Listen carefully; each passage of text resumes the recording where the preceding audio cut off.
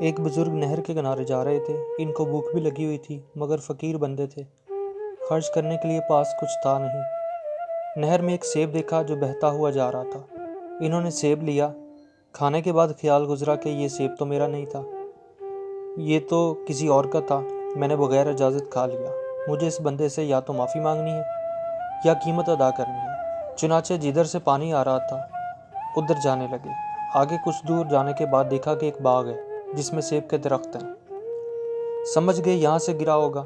باغ کے مالک سے ملے اور کہا میں نے آپ کے درخت کا سیب کھا لیا ہے، لہٰذا یا تو معاف کر دیں یا قیمت لے لیں۔ اس نے کہا معاف تو میں نہیں کرتا، ہاں قیمت ادا کر دو۔ کہنے لگے جو بھی قیمت ہوگی مزدوری کر کے دے دوں گا۔ اس نے کہا میری ایک بیٹی ہے، گونگی ہے زبان سے، آنکھوں سے اندھی ہے، کانوں سے بہری ہے، پاؤں سے لولی لنگڑی ہے، لہٰذا اس کے ساتھ تم نکاح کرو اور ساری زندگی اس کی خدمت کرو، اس کو خوش رکھو، یہ قیمت دینی پڑے گی۔ فکر میں پڑ گئے مگر دل نے کہا دیکھو یہ معاہدہ برداشت کرنا آسان، قیامت کے دن اللہ رب العزت کے سامنے ملزم بن کر کھڑا ہونا یہ بڑا مشکل کام ہے۔ آخرکار تیار ہو گئے، نکاح ہو گیا۔ جب وہ اپنی بیوی کے پاس گئے تو حیران، چاند کا ٹکڑا آنکھیں، خوبصورت، بولنے والی، سننے والی، سمجھنے والی، حیران ہو کر اس سے پوچھا کہ تم اپنے باپ کی ایک ہی بیٹی ہو یا کوئی اور بھی تمہاری بہن ہے؟ اس نے کہا میں ایک ہی بیٹی ہوں۔ خیر رات گزر گئی۔ اگلے دن سسر سے ملاقات ہوئی۔ سسر نے پوچھا کہ بتاؤ مہمان کو کیسا پایا؟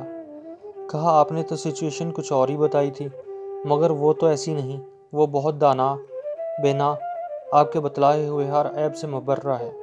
انہوں نے فرمایا ہاں یہ میری بیٹی ظاہر حسن جمال بھی رکھتی ہے اور باطنی اعتبار سے بھی، حدیث کی عالمہ، قرآن کی حافظہ ہے۔